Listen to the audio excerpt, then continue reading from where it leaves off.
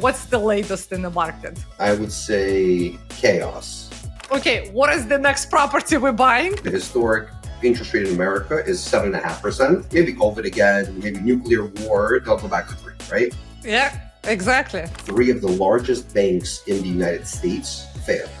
This has been kind of an unspoken thing in the industry, and I think it's important for your clients to know. I think the biggest thing is how you can make more money and succeed and accelerate your growth is by using other people's money. You said everything perfectly.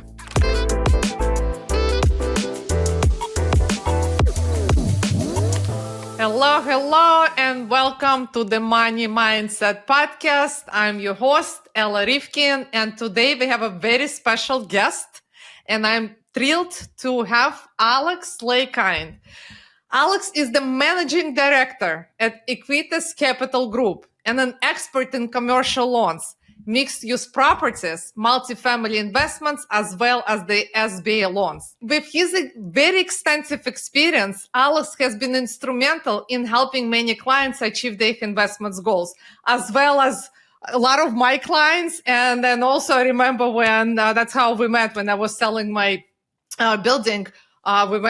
We met through the buyer who you helped to acquire, to put together the whole loan, which was very challenging, but you had put together this whole transaction. So today we will dive into the strategic and mindset that have driven his success, as well as he's going to share with us what's going on in this lending world today. And without further ado, let's welcome Alex. Thank you so much for joining us today, Alex. Well, thank you so much. Thank you so much for having me. Always a pleasure to connect. And thank you for the kind words. Very excited to participate and, hope we share some good information for, the people to enjoy. Yes, thank you. So I guess before we dive into the commercial lending world, if you can just share a little bit about yourself, your background, how did you start in this industry? So started in this industry, 19 years ago. Started my career working at a investment bank joint venture that focused on high-rise development in Midtown. Worked there for the first probably 6-7 years of my career, and then went over to Wells, was a banker at Wells Fargo for many years, and then, kind of got sick of the bureaucracy and decided to move on to the broker side, and, started Equitus in 2020, and, it's been just up and up since then. Wow. So very fortunate with it. Yeah. Oh, yeah. Wow. And you're doing so great. And Thank you. Yeah, you're doing a great job. And what's going on today in the market? I know there's a lot of business owners, a lot of investors that are trying to get the loans, buy, invest. If you can just share with us a little bit, what is going on? What's happening? What's the latest in the market? Sure. So great but loaded question. I would say chaos would be a good explanation. A lot of people seem to, forget or, past is the past. But, we've had some really large banking failures in the last year, and that's kind of happened, 9, 10, 11 months ago, so people forget. But 3 of the largest banks in the United States failed. Right. And we're talking about $100+ billion banks. So when things like that happen and, federal regulators don't step in and, put the safety net and no one got saved, it kind of causes a very much of a ripple effect through the, economic commercial segment. And what that also causes is, if I'm a bank and I'm lending money and, a lot of people tend to forget that, commercial loans, commercial mortgages in their basic conceptual core are business loans, which means majority of the time it's bank's house money. So, if 3 of your much bigger competitors just failed over commercial real estate, that was the, heavier concentrations, obviously with many other factors associated, it kind of causes you to kind of tighten down, right? And when you take those factors and then, layer in the fastest increase of interest rates in American history, factor in inflation and factor in unemployment, that's the chaos. So because of this, and everything you hear on the CNBC about the commercial real estate market and the bubbles and all this other stuff, it's actually all true, right? I don't think it's getting the publicity that it got in 2008. That's for different reasons, but there is a lot of moving parts, and because of that, between the higher rates, because of the risk profile of commercial real estate assets, economy, rates, and everything else, it really caused a suppression in the system where, we work with probably 70, 80 different types of lenders. And I could tell you that, the heaviest concentration of commercial real estate is done by local community and regional banks more than the nationals.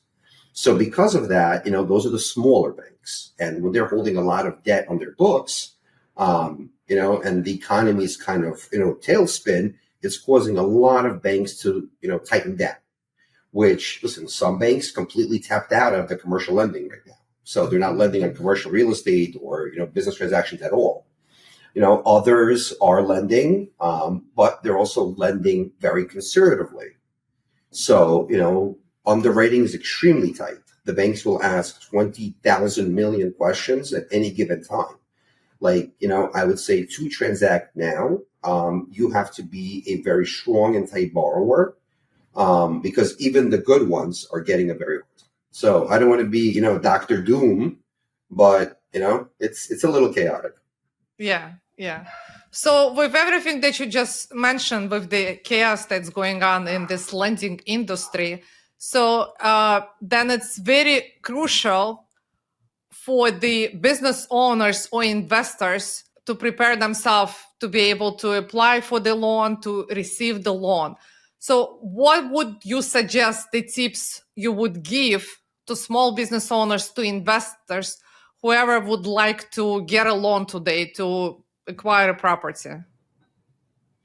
So absolutely great question. I think that, to transact in today's world, you need to prepare financially. You got to make sure that all your financials are in order. You need to make sure that, you're well capitalized. You need to make sure that you have, money left over post-transaction, that you're able to, sustain another COVID, right? No one thought COVID was going to happen, but it did, right? So assume, 3 months of downtime, right? Can you have the financial wherewithal to sustain it? And also, make sure you get a consultation. If you're looking for properties for yourself, for your business to occupy, it's kind of, one path. Or on the investment side, you just have to be, where it's purely dollars and cents, you just have to be very methodical, right? This is not the time to get aggressive on assumptions. This is actually the opposite, right? We've been doing and advising all our clients, and, what we're seeing from, all different lender pools, so investment banks, regional communities, debt funds, private equity, and so forth. We're seeing, substantially tighter underwriting. So underwrite tighter, leave a lot of room, make sure that there's enough juice. And you really need to make sure that the deal makes sense. Now, I could also tell you, not to be Dr. Doom on this call, is that there's actually a lot of activity, and, people are finding opportunities. The major difference is that you're not going to stumble into them. You could buy a 6 cap and make it a 10, but you're going to have to earn it, right? And you're going to have to put in the work accordingly to get it. But it is definitely out there, and people are absolutely transacting. Okay. Yeah. And I can see how important it is to prepare yourself financially, to make sure that you have all the paperwork in order and to do the underwriting. So if you can just elaborate a little bit more on that, I think the viewers will find this very helpful. So what do you mean by the underwriting? Underwriting, I know it's very important, because at the end of the day, no one wants to lose the money. So if you can just talk a little bit more about the underwriting, some of the things that the bank pay attention to, like the way we would underwrite, the way the investor would underwrite, and then the bank would underwrite. Like, what are some of the key things that they pay attention to and they're looking for? Sure. So obviously, banks want to see 3 years of historical financial statements, tax returns, profit and loss statements, year-to-date profit and loss statements, financial ledgers, rent rolls, all of the above, right? The banks want to see a full data package where they are able to very easily correlate and, basically highlight trends, right? How is the property performing? Are repairs and maintenance excessive year over year? Why, right? Do they have, are they putting the same Band-Aid on the same hole year over year and it's not working, right? But 3 years of financials, that's kind of the starting point, okay? And banks will analyze all financial data of the borrower, their ability to borrow, their credit, and as well as, on an owner-occupied transaction, their business financials, which I know a lot of, people love when you go through the, all the financials with a fine-tooth comb. Or on the investment side, you're looking for the performance of the property. In addition to that, banks are going to do appraisals, which is banks will hire an independent third party that, they don't care if the transaction happens or not. Their job is to come in and do an impartial, fair, open market evaluation of this asset on the open market today. What is it really worth today?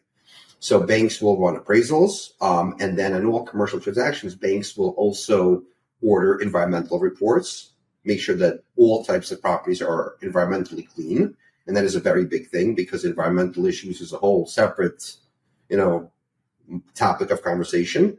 And then banks will also do engineering inspections, right? So banks are going to be your partner for many years. So they're going to want to make sure that there's no material changes, that there's no detrimental, things on the property.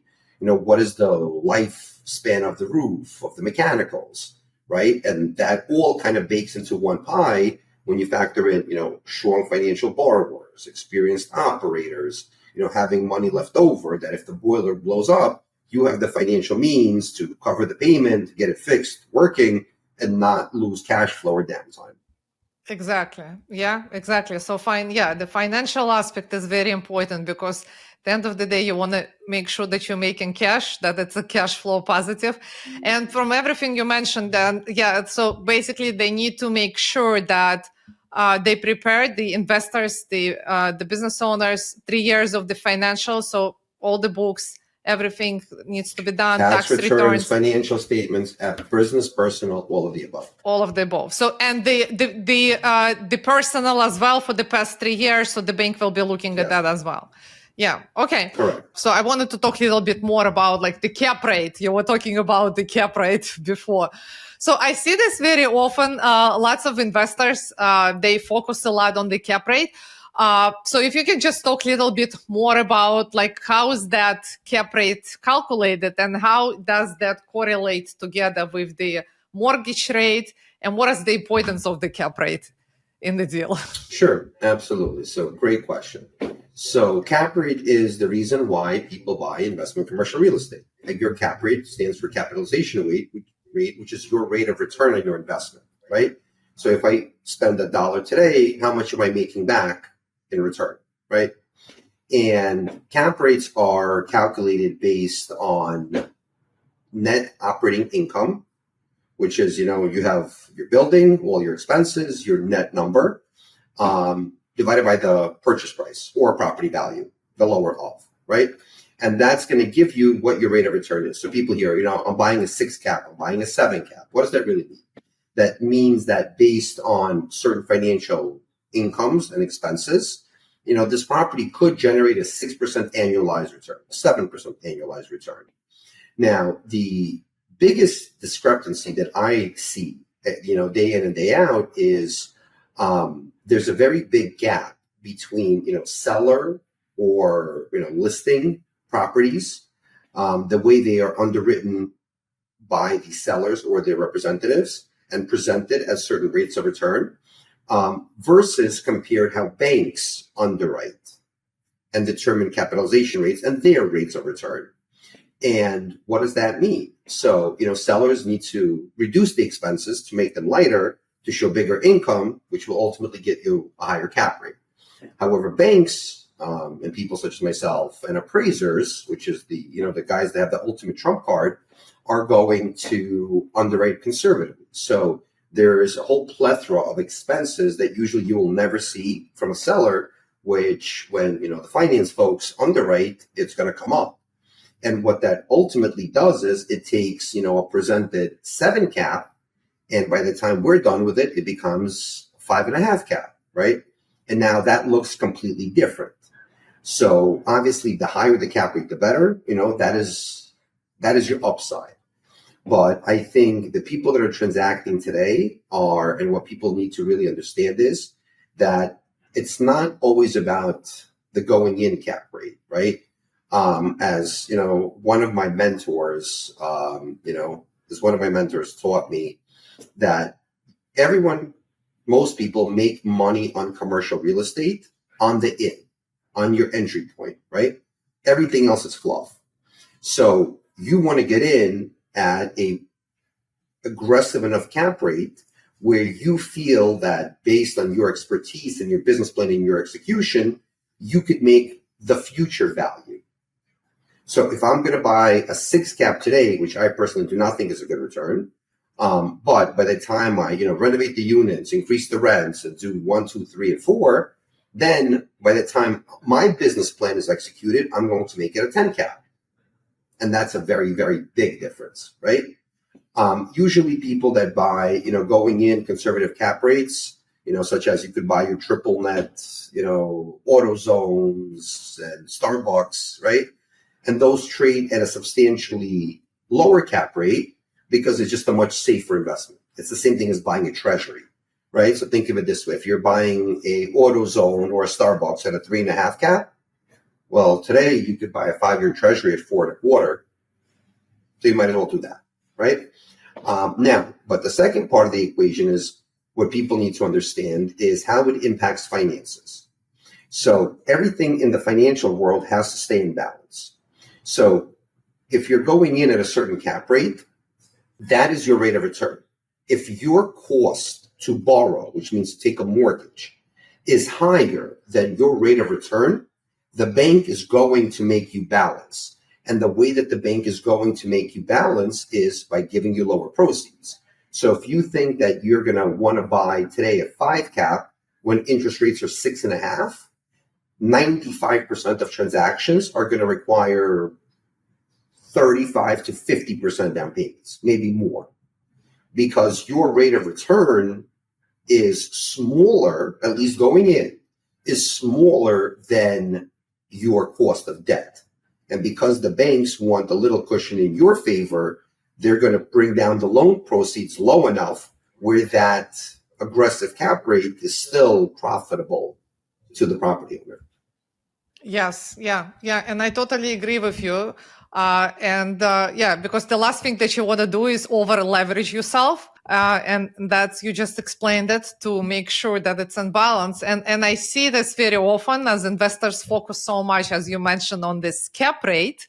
But at the end of the day, we just have to make sure and underwrite that it's, because whenever the sellers present the property, whenever they present the project, and I know I invest myself a lot, so I typically do my own underwriting and go over all the numbers. And I actually love how you mentioned that the bank is your partner in this case, because you want the bank to underwrite this. You want them to be very conservative, because at the end of the day, again, it's all about making money, having positive cash flow, and not losing the money. Well, you're 100% correct. Now, there is a little bit of a spread, right, that I want people to understand. Yes, the conservative, listen, that depends on nature, right? I'm a conservative person by nature. You could be too, or you could not be, right? But there is a gap between the way that banks, let's say, underwrite cap rates and the way the market does. And, bank appraised value and open market value could be two different numbers. Now, here's why. A 5.5 cap property in a certain, confined period of time, in a certain confined period of market, that could be the standard, right? But you got to understand that since banks are going to be your partners for a long term, banks will always have to underwrite to a higher cap rate because a bank will need to absorb market fluctuation. If you're buying a 5.5 cap, a bank cannot give you a 5.5 cap because any little twerk of the market, your property is upside down and their position is ultimately jeopardized, right? Banks and bankers are very conservative people and they like to sleep good at night and they want to make sure that they could account for as many anomalies as they possibly can. So, this just happened, right? And we're the first kind of wave seeing this now. For example, all the loans that were given in the last 3 years, were underwritten at 3.5% rates, 3.25% rates, and the exits were underwritten at 5s, 5.5s, maybe 6, right? But no one expected the fastest rate increase in American history. And now we have multiple clients that their loans are maturing. And guess what? A $10 million loan is no longer cash flow sustainable at a 6.5% rate when it was at a 3.5% rate. So what happens to those types of borrowers? It's very painful, but they actually have to pay down their loans in order to refinance or sell their properties. So I think that the long-winded answer is that, yes, underwriting has to be very conservative. Make sure, exit rates are underwritten correctly to make sure that, you kind of could weather any market downturn. What you mentioned earlier, and I've seen this multiple times through my career, people that always push the leverage, I'm going to get 195% financing, I'm going to get 1,000% financing. In any market downturn, 2008, COVID, now, they're the first layer to be wiped out of the market. They're the ones that lose all their properties. Because if you walk on a razor while things are good, they're good. But as soon as the market hits a pebble, it's like hitting a pebble on a motorcycle, 200 miles an hour, right? Those are the sponsors that will go bust first. Luckily, we've seen a lot of our clients that, are long-term, developers and property owners who are always, long and steady wins the race. So they leverage a conservative price point, 60, 65%, they make sure that there's ample room for cash flow. They make sure there's ample equity in property, that, they do not have any financial hits. They could absorb an uplifting market or a shrinking market, and they're still completely fine. Yeah, I can see how over leveraging yourself can put you in very stressful situation. And in fact, unfortunately, I went through one of the deals myself I was in this situation. Out of over 27 deals that I am in right now, unfortunately, there's one that I got myself into that was during COVID, when the interest rate, as you mentioned, they were like really low. I think we even were able to close at 2.5%. But what happened is that we over leverage ourselves. And unfortunately, just like you mentioned, if you over leverage yourself, and during these situations like what's happening right now, we had a floating rate. So we were forced to sell the property out because we couldn't afford to pay this this interest. Yeah. Going back now to 2008, 2009, like when we had this whole financial crisis, it's kind of same thing that happened, because a lot of they were giving all these debts, right? They were giving the mortgages. Like, I think at some point you'll even be able to finance it like 105% out of the whole property amount. Yeah, you could go to closing and get money back. Yeah. But I would say, in my opinion, the lending environment is just as bad, if not worse, than 2008. I think it's just not being publicized, Seriously, on TV every 15 seconds. But I think it's just as comparable, if not worse. And I'm the optimist. Go figure, right? Yeah, go figure. I know. That's crazy. So then with everything that you're saying right now, so when today, when it comes to getting these commercial loans, like what are some of the biggest challenges besides whatever you just mentioned right now clients face some of the struggles, because I see a lot of them. There is, besides you just mentioned, like the debts, the underwriting, but some of the challenges I see when the investors getting the properties, the financials are good, the underwriting is good, but then as they getting closer to the closing date, there's some of the challenges pop up. I saw some of the business owners face like the insurance challenges with the prices being up right now, some with the appraisal. So what are some of the challenges? So like, what would your advice be, like how to prepare yourself for that, and what would you suggest to do in these cases?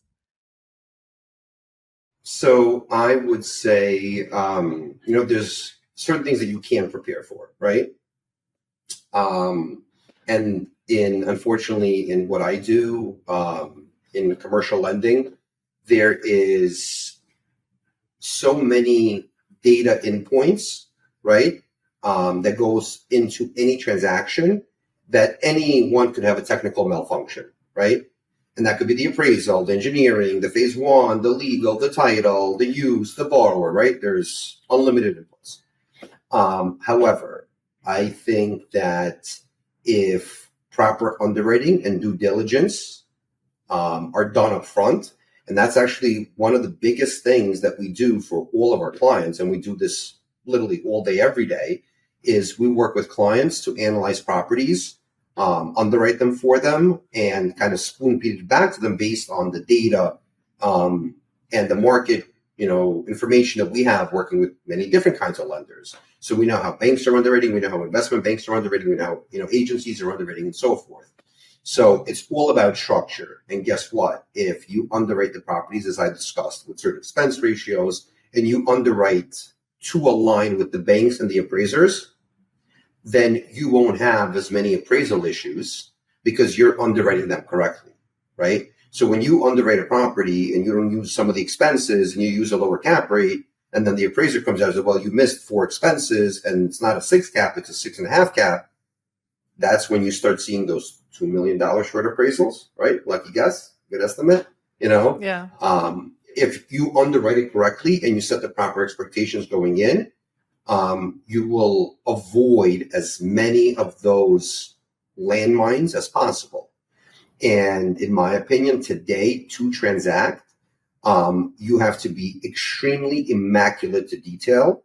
Your underwriting has to be tight. You got to underwrite conservatively. You got to set the proper expectations, because it's a grind and it's tough. So, you got to walk in, guns blazing, with all your information in place, accounted for, and explainable. And if you do, then transactions happen and they flow more or less smoothly, right? When people make certain assumptions or certain promises, it's going to be a 5 cap, it's going to be a 3 cap, it's going to be a whatever, and the underwriting's incorrect, that's when you start stepping on landmines. And that's when the problems happen. So by us working with all our clients, day in and day out religiously, we try to help our clients avoid the landmines. We are very forthcoming and very transparent and very honest with all our clients. That's, policy 101. So, like we've done for you, there's many deals that we will review and we'll tell them, no, it doesn't work. Doesn't make sense. The underwriting's off. This was not accounted for. This was not accounted for. This was not accounted for. Now account for it. Completely different deal. You wouldn't even look twice at it, right? Yeah. That's totally important. And I see that because a lot of the times, and I know I'm guilty of that as well, I fall in love with the property so much. So a lot of investors, we see this good deal. The cap rate is great. And we just fall in love with the property. And then we fall more and more in love with that. And then I remember even there was one deal that I was working on and I sent the underwriting to your team, and I was so disappointed. But honestly, I'll tell you that it's great that it didn't work out, because if I would have actually went through this whole process, then I would lose money. I wouldn't be making anything. So that's how important it is. The good thing is that that's what I like to say from a personal standpoint, different in commercial versus residential. right? In residential, when you buy a residential property, you want a yellow kitchen, right? And it's personal for you because you're going to live there. I'm the pessimist. So, in commercial, it's not about feelings. It's business. Business is business is business. It's a business transaction.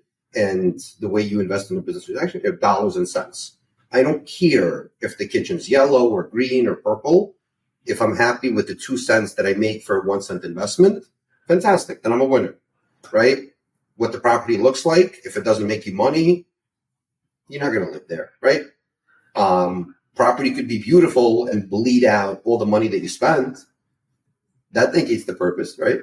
So the good thing about commercial is, and this is what I tell all our clients, and I'm going to tell all the viewers, commercial transactions are business transactions, so just be mindful of that and take all the emotion out of it. It's purely a dollars and cents, numbers.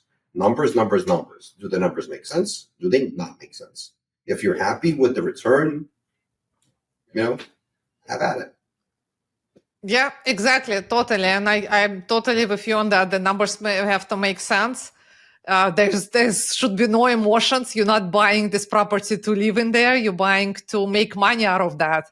So definitely don't fall in love with the property. Fall in love with the numbers that it will produce for you.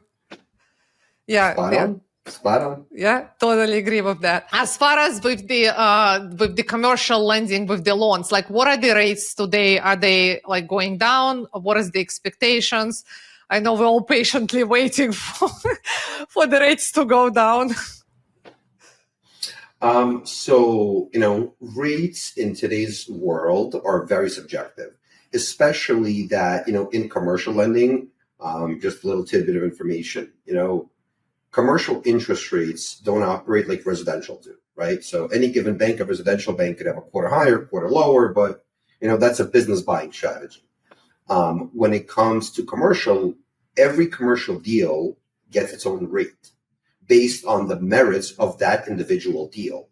So the way commercial interest rates are made is a financial index, which let's use, the most prevalent are treasury bonds. So the 5-year treasury bond today is 4.25%. Okay. Plus a margin. A margin is the bank's profit in a transaction. Now, depending on the transaction, what asset type, where it is, how it is, why is it, and on the borrower, the bank could give you a higher margin because if inadvertently they will interpret that as risk, or give you a lower margin if they think that, you and the overall transaction is lower risk. We're seeing margins today from the high 100s to the 350s of the world. And I know it's kind of a vague number, but to give you a sample of all-in rates, depending which day you kind of catch the cookie, I would say, catch a good day, high fives, catch the opposite end of the spectrum, 7.25. So I would say between 6 and 7 would be the kind of, the standard print. Mm-hmm. Mm-hmm. And is this like for multifamily, for mixed use, or is there like a difference in the rates? So it's still per asset type specific, right? Certain asset types will trade better than others. For example, multifamily, lower risk, usually a little bit tighter. If we're financing a gas station, a lot of risk, higher, right? Mixed use, it kind of falls into, somewhere in between. And it also depends what kind of mixed use, right? Do you have 3 stores and 2 apartments? That's underwritten as commercial. Or do you have 23 apartments and 2 stores? That's kind of more in the multifamily space, right? So it's a little subjective. But, again, rates are subject to the individual, right? If the bank feels safer with you, if you have the track record, you have the financials, you have the experience, and the building meets their end of the bargain, the bank is going to be incentivized to do business with you, right? They're going to want you not just for this transaction, but they're also going to want the long-term relationship. And because of that, they're really, I see opportunity in Ella. I'm going to give her a lower margin, lower rate to win her business because I want her as a client. Okay. That's very important. So rates, let's say 6 to 7. But guys, I also I think this is a perfect timing. I want to bring something very important up. because this has been kind of an unspoken thing in the industry, and I think it's important for your clients to know. So, unlike it was in 2018 and 2019 and 2020 and 21 and so forth, where banks were just spraying money, now it's the opposite. And because of that, banks that will give you very large commercial mortgages, right? Before they were just okay with the mortgage relationship. But because of everything that's going on with banking and the bank failures and the rush of borrowers and cash to bigger banks, today banks have a pretty strict position. And that is, we are lending in an extremely tight, chaotic lending environment. We are. And we are assuming the risk for your transaction because we're putting in a lot more money than you are. And if something goes sideways, we tend to lose more than you do, right? So if I'm taking the risk to be your partner, why will you keep all your money at Chase, your banking relationship? Why will you keep all your money at Chase when they don't do anything for you? Can you go get this type of mortgage at Chase? No, you cannot. I'm taking the risk, so I'm going to want you to be my partner also. If I'm your partner, you're going to be mine. I'm going to be your partner. I'm going to give you the debt. You're going to be my partner. You're going to park some money with me. It's not collateralized. It's a regular checking account, whatever it is. But we're going to be partners. It's a two-way street. So we're both going to commit. So you have $1 million at Chase. Give me a quarter of that. And I'm going to give you millions of dollars in loans and, reciprocity. And the unspoken rule is, banks today are looking for about 10% in a banking relationship. So you take $1 million loan, $100,000. Yeah, that totally makes sense. And I see this very often since I am in this real estate investment business myself. So it's very common whenever you want to get a loan, and especially like big commercial loans, as you mentioned, the bank wants to have your money. So we're not just going to give you the money if you're not our partner. Yeah. Yeah. So that's right. It's a two-way partnership. It's a partnership. Yeah. So it makes sense. It's very common. So bring us, and some of them I like whenever I talk to investors and lenders here, like some don't even want to talk to you unless you bring us some money, let us have something, and then we can talk, and then we can establish that good relationship. We'll give you the mortgage, good rates, whatever it is. But like we want to have something as well. Well, that makes sense because I said a lot of people made promises. Yeah. Oh, yeah, I'm going to bank with you, tomorrow, and that never came. Yes. So, banks, again, and I understand both sides, but, it makes sense, right? No, totally, totally makes sense. Very old school banking kind of logic, right? If I'm going to take the risk, we're going to be partners. You have $5 million at Chase or Bank of America or Citibank, can you go get a loan from them? You cannot. So if I'm taking the risk, we're going to both benefit from the reward. Yeah, totally makes sense. Yeah.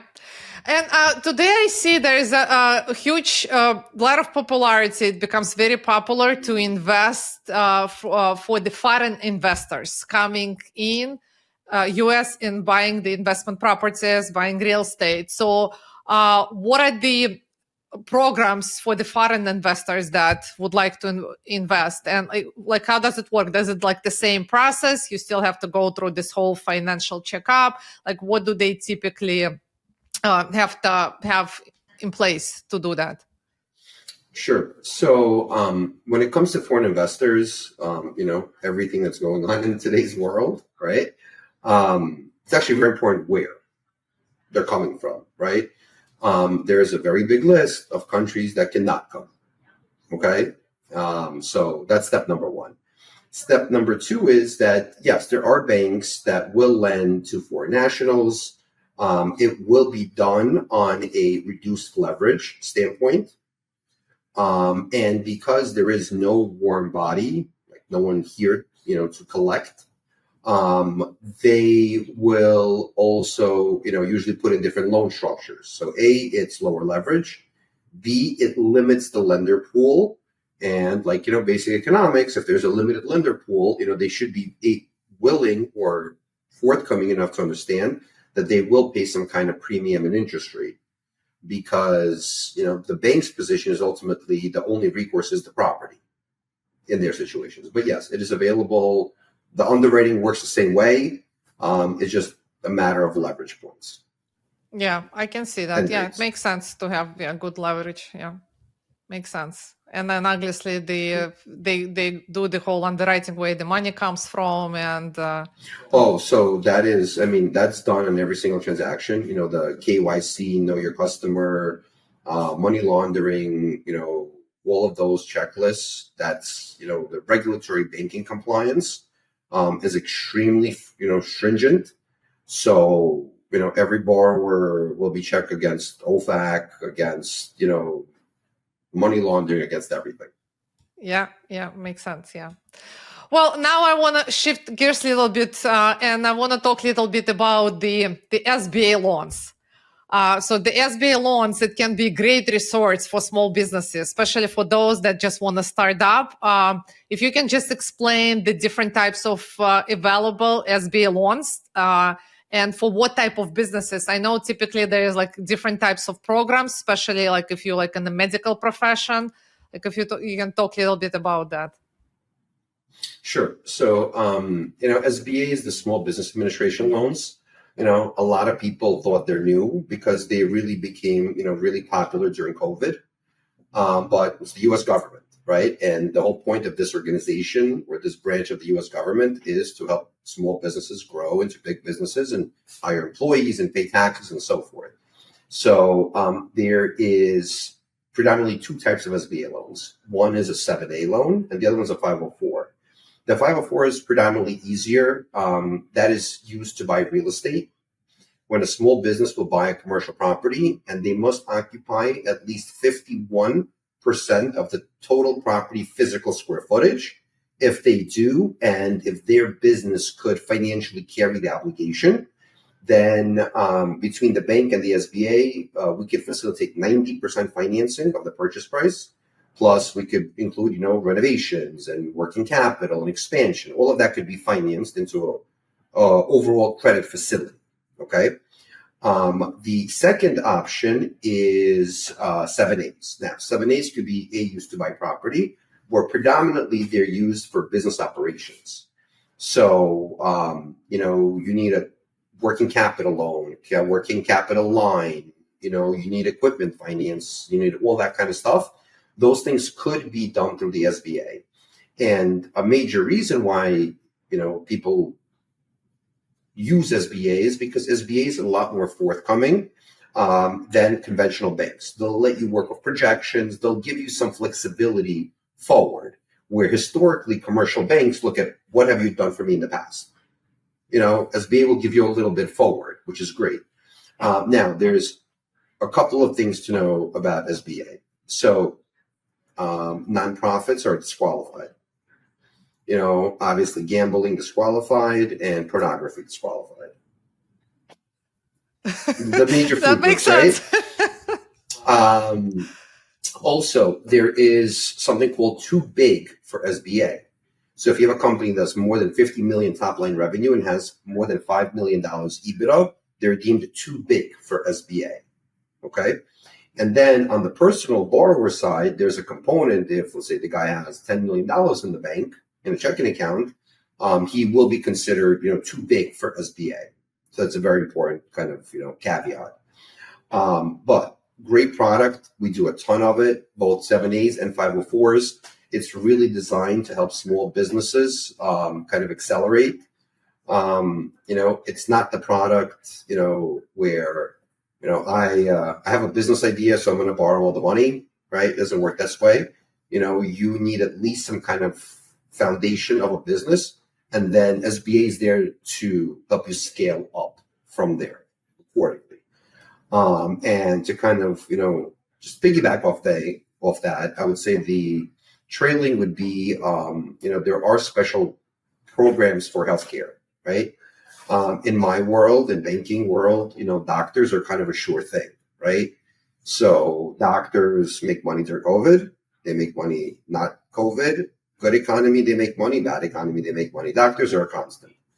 So because of that, doctors get a lot of more runway, where when a doctor graduates residency, and wants to start their practice, there's certain financial programs that we offer that will let them get 100% financing for property purchases, for equipment purchases, all of the above. And those are done through conventional means, not just SBA. SBA could be in conjuncture or instead of, but there's multiple different products. Legal industry, same thing, a little more conservative, but, similar types of special practice solutions that are, great and should be utilized. They're available. Yeah, and that's amazing. I love how you mentioned that it's if the business wants to start the business, and it's there to help you accelerate the growth of your business. And I think it's the key word, because a lot of the times we undervalue the possibilities that we have is to leverage our resources. And I think the biggest thing that's how you can make more money and succeed and accelerate your growth is by using other people's money. And this is where you can take advantage of all the loans, commercial loans. So if you're opening a business setup loans, and I think that's the best, the fastest way you can accelerate and grow your business. And I love how you mentioned that. Could not agree with you more. Yeah. But from, I don't know, you can share with me too from your experience, but working with business owners for over 26 years, unfortunately, what I see is that a lot of them, they so focused on paying off the loans if they have a loan. If they don't have a loan, they're like, no, I'm just going to open up my business by myself. I'm going to work hard, save the money to invest into the business. But then in that case, it takes you so long. You want to actually have your bank as a partner because it's a cheap money. That's how I look at it. So I agree with you 2,000,000%. Leverage is a good thing, but moderate leverage, right? I think it's a little bit of an old school mentality that, no loans, pay off loans and stuff like that. But, when I have those conversations with business owners or property owners, I get it. You want to pay off the mortgage on your house because that's where you live, right? Look at commercial property as a business, right? If your cost to borrow is 5%, is 6%, is 7%, more or less understandable.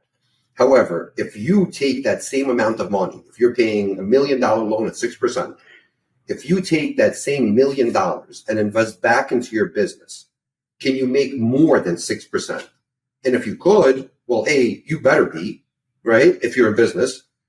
And number two, if you can, then yes, do it, borrow, make 10%, pay 6%, you're still in the profit, right? I think, with the spike of interest rates, I hear clients and business owners and everyone complaining nonstop. Oh, these rates, or when people call me and say, oh, because of these rates, deals don't make sense, right? And my response to that has always been absolutely wrong, because if a shift of an interest rate, 1%, 2%, 3%, knocks off the financial merits and the analytical breakdown of returns on your investment, you're doing the wrong deal. Interest rate shifts should eat into your profit and leave still enough for it to be still valuable and important enough for you to do. Instead of a 30% return, I'm going to make 20 because of interest rates. Fantastic. You're still making 20. If a 3% shift in interest rates takes you negative, then you're in the wrong industry. Yeah. And I'm totally with you on that. Yes, absolutely. In my opinion, and I really would love to hear your opinion. In my opinion, I think it's the best time right now to actually purchase something, because the way I see it, again, if the deal makes sense, if the numbers make sense, if the underwriting makes sense, it's the best way for you to purchase, because the way look at it this way, if the interest rates are high, that means, yes, the cap rate goes up, and then that means that the price is going down, because as Alex mentioned, it all has to go into the correlation, because right, for the deal to make sense. So that meaning that you're actually buying this at the discount price rate. So now, and the way I see it, you tell me what you think about it. So if even though I'm getting this 7%, 6% high interest rate, as we would say, but then the cost of the property is much lower, in a couple of years, at some point, I can always refinance that. But I already locked the price at the lowest price. And if you do the calculations of how much you're going to be paying on that difference between, let's say, 3-4% versus 6%, it's so little comparing to the reduction of the price overall. Am I thinking in the right way? You are absolutely thinking in the right way. There's just a couple of things I will add. So 6-7% rates are not high.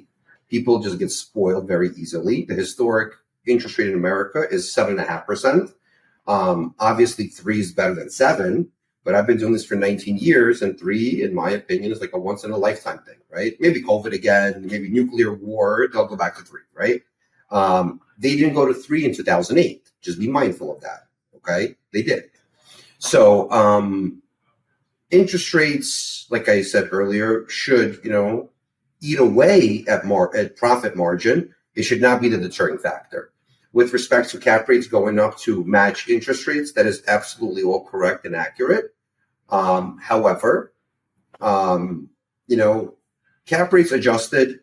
I don't think, cap rates are ultimately like prices didn't drop 40%, right? Cap rates moved about 50 to 75 basis points. Again, depending where, depending on what asset type and so forth. Prices are suppressed. It's more about, yes, the cost should eat away, not hurt. But don't forget, there's no 30-year fixed. Commercial loans are either 5, 7, or 10. Most banks are doing 5s. So which means that you're going to refinance anyway. But I think even more so, you never play the cap rate versus interest rate game, right? So which means that you buy a 6, yes, you eat away into your day one, more investment. That's what it ultimately means, right? More sponsor equity investment into the property. But if you buy 6 and you got to park more money, but between interest rate adjustments and you inputting a business plan to make it an 8, and then you layer in the interest rates on top, that's how you make a killing. Yeah, exactly. So then it's fair to say that it's a good time right now to buy, and it's a good time right now to take a commercial loan if you need to put a leverage on it. It's a good time to buy if you kind of meet the prerequisites, right? Your underwriting is tight, you analyze the property, your financials are in order, right? If you come prepared to play the game, then yes, you could pick up opportunities in the game.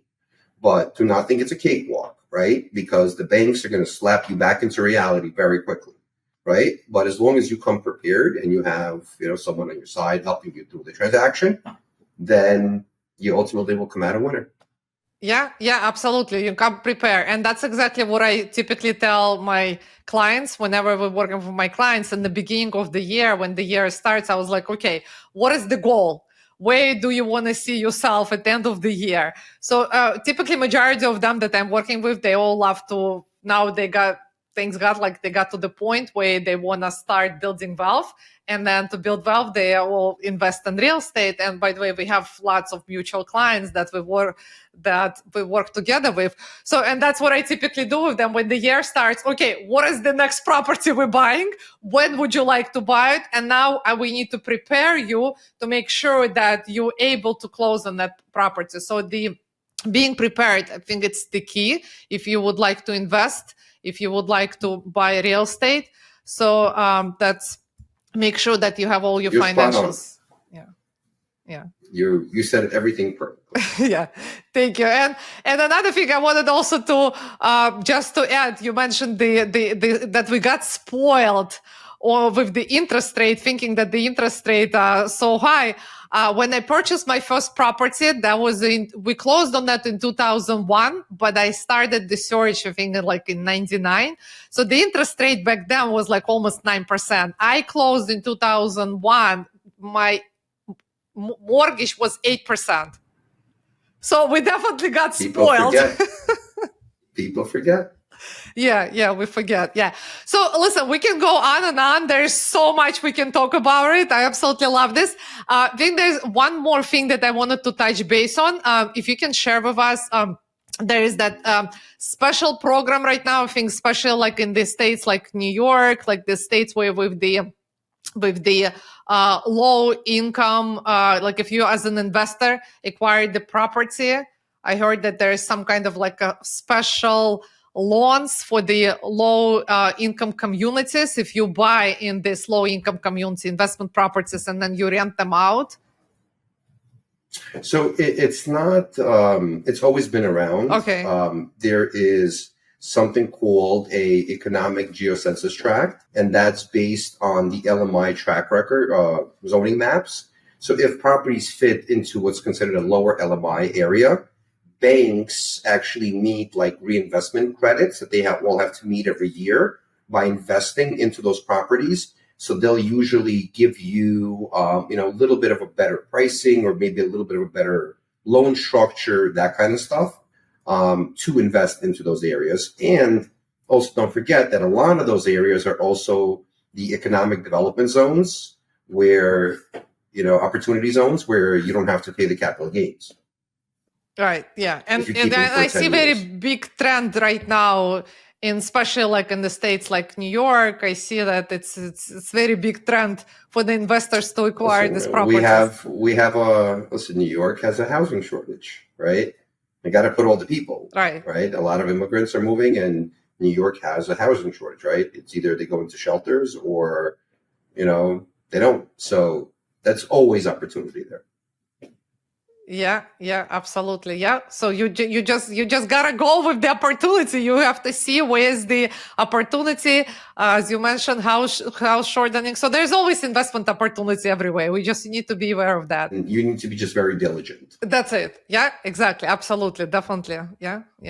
So, and then lastly, since our podcast calls Money Mindset, if you can just share with me, like how important is the mindset in terms of the investments, the business, and how is it all integrates with being a great business owner, investor, and being able to acquire the loans, use the resources? What is your opinion on that? Well, I think it's crucial. I think that's, step number one, because I think every person who, has the means to play in this game, I think they need to kind of set their mindset on, what type of game am I going to play? What sport? Am I going to play with multifamily? Am I going to play with industrial? Am I going to play with this? I think it's good to diversify, but, there's always a fan favorite. And then like you do with any business, you need to preset your proposed appetite for risk. Am I going to go half the way? Am I going to go a quarter of the way? Am I going to go all the way? And what is my, business strategy to align with that? And yes, obviously things come up and situations change. Yes. But if you have that, solid mindset, this is what I want, this is the structure, and then, pieces move, but the structure doesn't change, then I think that is number one, because I think that's what's going to drive you through the ups and downs and the bumps, because there will be ups and downs and bumps. That's what will drive you, if you look at the end point all the way through, that's what's going to give you the benefit and the opportunity. Yeah. And it's the most important part.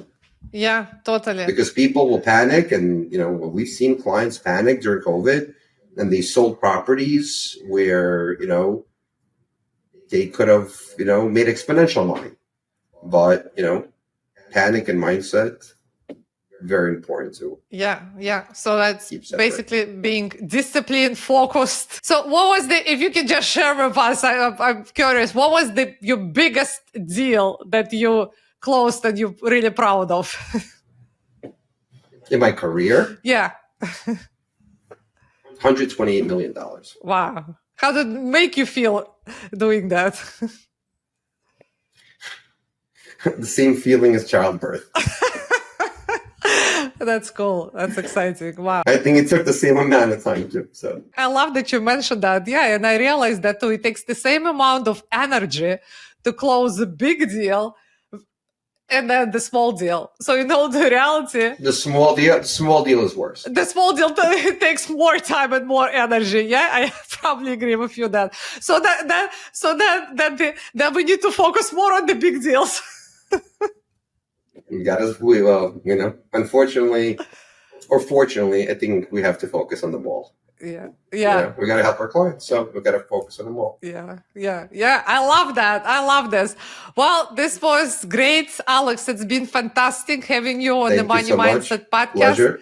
Thank you so much. I think much. Viewers got lots of information. I think we definitely need to do another one because there is so much more that I wanted to discuss. But just for the time's sake, we'll do another one. But for now, thank you so much. Just last words of wisdom that you want to share with our viewers before we wrap this up. Be conservative, but swing for the fences. Love that. All right. Thank you so much, Alex. And remember, guys, it's all in your hands. Thank you for joining us.